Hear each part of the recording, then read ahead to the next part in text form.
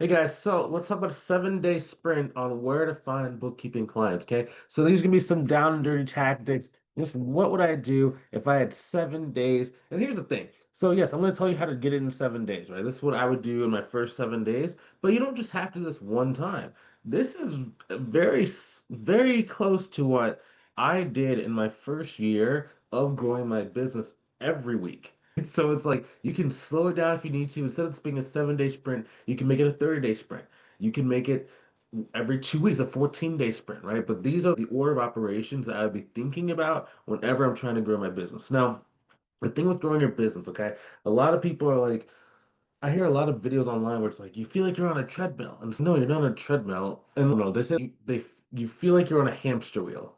Now, I don't think that's the right analogy. I would almost think of it as just kind of like you're walking down a path or you're walking on a treadmill. It's like, if you don't move, you die. Think about like most people in like a retirement home, right? They stop moving and their body gets older and older and older. Versus people who are generally young, like athletes are generally like anywhere between 5 to 15 years internally younger than what their external biology would otherwise say, right? So like they were saying Floyd Mayweather at 50 years old had the internal just body of a 30-year-old, right? So that's 20 years younger because moving, he's always going, he's always growing. That's how business and how like doing this marketing and sales should be until you reach your revenue goal. It's not a bad thing. It's not a bad thing, okay? I think a lot of people just are not used to that pace and like just not used to being consistent. I would just say it's about just consistency. They're just trying to do stuff on a daily basis that will all of a sudden grow over time. Now, it's the same thing as like growing a garden, right? Once you stop watering the garden, it's okay. The flowers and the plants are eventually going to die. But you can have automated tools that come inside to water the plants, okay? That's what we kind of want to do with this, okay? Let's get into this daily plan. Also, if you don't know who I am, my name is Bryce Tubbs, and I got started my accounting and bookkeeping business back in 2015. Now, to this day, I've grown what about three or four six-figure businesses. Right now, I'm currently working in two of them. So my accounting firm and then our mentorship program. Now, this is not theory. This is like what I paid hundreds of thousands of dollars to learn how to do sales and marketing because that was not my skill set. So I'm going to teach you what I learned in those courses inside of here. Now, cool. So day number one, pick your target. Okay. So I don't necessarily like doing niches by industry. I like doing niches by personality type and I like doing niches by revenue. Okay. So I do not want to talk to anyone who is like below $500,000 per year in revenue. Now, if you don't know how to see how much revenue someone's doing, there's a couple different ways. Number one, LinkedIn generally gives a loose range as to what their company is doing in revenue. That's number one. But it's called a tool called Sales Navigator. It's a research tool. Now, if you don't have Sales Navigator, you can still use LinkedIn to look up their company page to see, or even their website to see their employees that they have. Now, there are some companies where they're using a lot of contractors where they're not going to put the names of those contractors online. But usually, if they have employees and it's a regular kind of business or firm where there's a classic kind of traditional website with an About Us page, you'll be able to start getting an understanding of how many employees these people have. So then what you can do is you can then go onto Google and say, for this industry, what is the average dollar per head? So let's say for an HVAC company, for every employee they have, you should be expected to make about $450,000 in revenue. So if they have 10 employees that are listed on their LinkedIn, you multiply it by 450,000, that's $4.5 million they're doing. Now, the cool thing about this is even if some of the people that work for them are not listed on their profile or the website, that means they're making more money than what you expect, right? I'd rather them have less people listed on the LinkedIn or on their website than there actually are because that means they're making more money. Okay. Now, this is not always amazingly accurate. Sometimes you might have like they fired a bunch of people. That's very rare where they're gonna fire like three, five, 10 people all at the same time from a regular, consistent kind of company. But like if it's like a large company, it's a little bit different. But like, if you're talking about a 500,000, a million, $2, $3 million per year company, they're not going to have that much like firing of key figures that often. It might be like sales reps, it might be like some temporary positions or seasonal workers, but generally not for a lot of their employees. Now, okay, cool. So that's what we're going to be doing. Just really picking our audience, right? Now, next thing is going to be building a lead list, right? So you need between 50 to 100 names. Now, I understand that might sound like a lot. And keep in mind, like with this stuff, your goal is not to do as little as possible to maybe get a result. It's like how can I maximize the chances that I'm going to be successful? Okay. Now, that's the key thing. So, when you're building a business, you can't have the mindset of this is some random side where it's I'm going to put in zero effort, zero focus, and I'm going to $1 million in return. Now, the effort amount, you don't have to put in that much effort. I'm going to be honest with you, but we do have to put in some focus, right? If you're going to make 6 figures per year in your business, there's very few things in life where you do nothing and you get a million different things back in return. There's no sowing, there's no reaping without sowing. If you go up to any farmer and tell them, hey man, I want to go and get 1,000 ears of corn, but I don't want to plant any seeds, they're probably going to laugh at you and say, "Oh, okay, cool, man." So let's go into this thing. So 50 to 100 names from one source. Now, if you have LinkedIn, it can automatically be made for you, right? Because it's just a listing of people. Same thing if you have Facebook, you can go inside of a Facebook group, right? You want to look for a place online that have already assembled your own lists. When I was getting started, I didn't know these things existed. I had to go to like my local community college, and they basically have a database of all these new business owners that were just established in the last like 1 to 2 years. Now, that's not amazing because I'm talking about I only want to talk to business owners that are doing about 500,000 per year, right? So if they're just starting up, that's not really who I want to talk to, but I didn't know that at the time. So I was doing a lot of effort. I was cold emailing. I was just doing random stuff. I was doing cold calling back then. That didn't really work that well. So it's you have to make sure the list of names is something that's not only has an expansive list so you can keep adding more and more, but also has to be a list of people that fit within that target criteria. That's why it was so important in the beginning to pick and choose your audience because your audience is really going to make everything else either easier exponentially or way harder. Okay. If you choose the wrong audience, you're going to be exponentially harder than everyone else. So I had a student named Michelle, and when she was getting started, she was going after nonprofits all across the United States. Now, that's not a bad niche. We've had students that do really well in that, but for whatever reason, she basically amassed an audience of 1,000 people and only got one client from that, like a very small client. I was like, hey, why don't we just stick closer to your virtual local area and let's broaden the niches, right?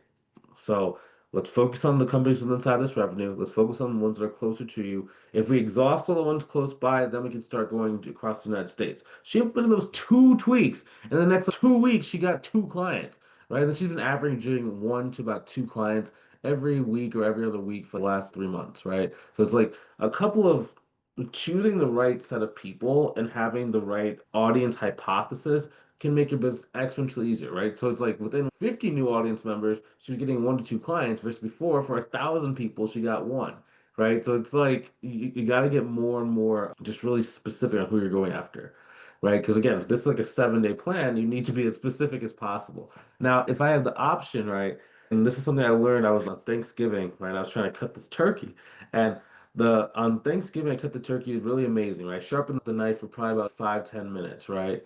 But then on Christmas, I sharpened the knife for about 2 minutes. And I was like, yeah, I just want to get this thing over with. Let's move this thing fast. And it took exponentially more effort. I couldn't figure out why.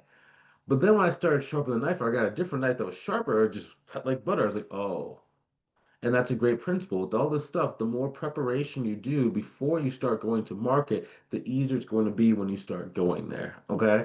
So, step number 3 is once you have your lead list of the 50 to 100, start sending out your first outreach batch of messages, right? So, you can DM the 100 people, you can email the 100 people. I would, if you're on a time crunch, I would do both. I would DM them on LinkedIn, Facebook, and then I would email them as well, right? And track the replies you get. Don't just do this stuff like blindly, right? You want to track replies. For every 50 people that you send out to, you should be getting at least one meeting with the business owner, okay? For every about 50. So if you're sending out 300 and you haven't got anything, there's either your messaging is wrong, like what you're actually communicating to them, your audience is wrong, or the location's wrong, right? Sometimes, like, I don't say you have to have someone on top of you, but in some cases, some business owners want to work locally rather than they want to work remotely locally for whatever reason. They just want to feel like they can reach out and grab you even if they never see you in the office, right? That's not always the case, and there is a time for you to go away from that, but when you're starting out, I would try and start as local as possible just to get things moving. Now, next thing, follow up plus post one credibility piece. Okay. So for me, and I think we're gonna talk about content in a little bit, but one is FAQ. So what's a frequently asked question you get a lot, right? Now, if you don't know what those frequently asked questions are, because you don't have anyone asking you questions, or you don't have any clients, you can go use a tool called Answer the Public. Okay, this is how I made like almost all of my YouTube videos on my main channel, which is this channel if you're watching on my bookkeeping channel. Now, I just basically went there. It tells me, hey, on Google, this are the questions that people are asking. And then I go and cross-reference that on YouTube to see are people actually asking? Are there a lot of videos within there that are easy to outrank? And then I start making content around it, right? So if you want to make videos, you can. Most people don't want to make videos, so you can do written posts. You can make PowerPoints like this. Like, and I'm using two different devices right now. One is like is just my regular camera. One is a PowerPoint, right? So I have the best of both worlds, right? If you're a person where you don't really want to be on camera or whatever, you don't have to be, right? So it's just whatever you want. But the point is, for FAQs, just find questions people are already asking and start making content around it. Next thing, we can talk about mistakes people make as well. That's really easy as well. Next thing is give out checklists. What does someone do in specific situations in their business? Now, for bookkeeping, I don't like checklists as much for bookkeeping, but I will make free guides if I need to. Okay. I recommend making like 4 to 5 free guides where it's like informative, like how should they be tracking their profit? How should they be tracking their inventory if you handle e-commerce? How should they be thinking about their cash flow? How do they think about their balance sheet? What do they need in order to get a loan? Like what do they need to have financial statement wise to get a loan? Why should someone work with a bookkeeper? So just a bunch of different guides that you can send people. So okay, this person really knows what they're talking about. It just makes it easier, right? Because if you just reach out to 100 people, it's not that it's bad. It's just they're not going to have enough context into why you should work with them and like why you're reputable. So it's like it makes the conversation a lot longer than it needs to be. But as soon as you can cut that fat and you can have your content do the selling for you, it makes things exponentially easier. Okay. After that, so let's say this is day number 5 for the people that have responded and that are like moving forward, offer like either a quick assessment or just offer a call for help. Okay. So this is not doing free work. I'm not saying you give them a preview of what it's like for you to do the bookkeeping, like they share their books, you do some stuff, and then say, hey, are you happy with it? No, we're not talking about that. We're just talking about you're going to be looking at their books. Now, I like doing an assessment because I want to see their books before I price things out. That's just for me, I need to see that. It's just easier, right? So this gives an excuse to give you access to books so you can start pricing things out. Okay.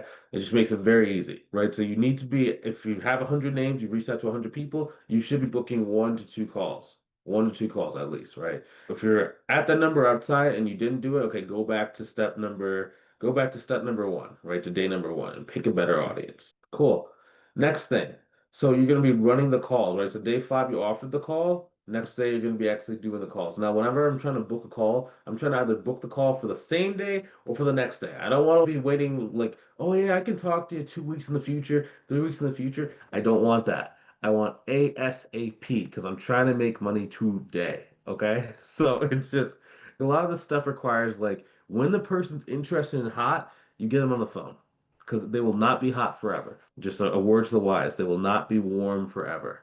Next thing, follow up. Okay, so you're following up with anyone that did not book a call, you're following up with anyone who did not reply, you're following up with anyone who did not buy on your consultation call. Now, it is possible for you to close a call while you're still there to have them pay, but in a lot of cases, they're not going to do that. They're going to want to think about it, they're going to want to look over your engagement letter just a bunch of random reasons, right? So I like having the contract signed first for bookkeeping, and then you start your schedule onboarding call. Very simple, very easy. And then from there, it's just following up, reviewing your metrics, and then plan the next week's sprint. Okay. And that's all you do. That's literally what I do every single week. It's literally send out new messages to new people, have the conversation.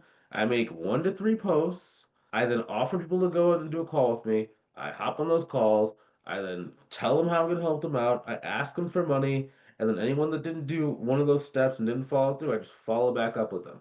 That's literally what you need to do to go make 7 figures. Now, again, there's a lot, it's just like with accounting, there's a lot of micro steps within there that you have to get right, but that is the process. It's not that challenging when you know what you're doing. And that's why it's so easy to make 6 figures once you know what you're doing, right? Up until that point of knowing what to do and how to do it, it can take you 5, 10, 15, 20 years. But once you know what to do, it's just about doing that thing over and over again. And the system itself does not fail.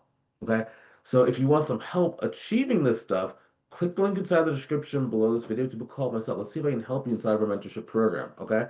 It's not that this stuff is magic. Please do not get me wrong. It's not that I have this magic stuff inside my head that makes everything work. It's just I have more experience at figuring out why things are not working for you so I can turn it around, tell you how to course correct so you can start implementing these 7-day cycles and hitting your revenue goals. That way you can go and live a life of relaxation, peace, and joy. You don't have to go to a job. You can spend time with your family. You can go on vacation when you want to, right? Like for me, I'm probably gonna go on vacation next week to Florida, right? Because it's getting cold in Michigan. It's not getting, it's been cold in Michigan. It was like 0 degrees last Friday. I don't want to be here. I do this year because I'm doing a lot of like work and I'm like locking in, right? But I'm gonna go take a vacation, go warm back up a little bit, right? So I want that for you as well. I want you to have control of your life. I want you to have freedom, okay? So if that's what you want as well, click the link inside the description, book a call with me. Let's see if I can help you inside of a mentorship program, okay? I will talk to you inside of the next video.